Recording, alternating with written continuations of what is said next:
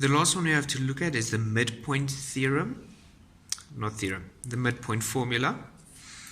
So the midpoint formula is the only formula where you add your x's and y's. So midpoint is x1 plus x2 over y1 plus and y1 plus y2.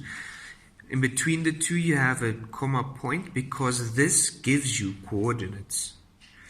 So if they give you a question, you have to find the midpoint between coordinate A and B that are given by those coordinates.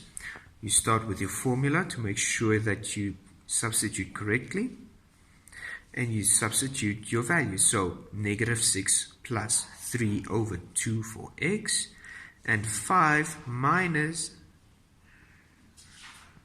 5 over 2 for y. You simplify, you get negative 3 over 2 and 0 over 2. You have negative 3 over 2, 0 as your midpoint for the line. The last part is mainly from grade 11 that you use it, is the angle of inclination, which you find using tan theta is equals to your gradient. So any positive gradient you get, you only substitute and you calculate it. When you have a negative gradient, it works a little bit different. When you start, after you've written your formula, you work with a positive of the gradient.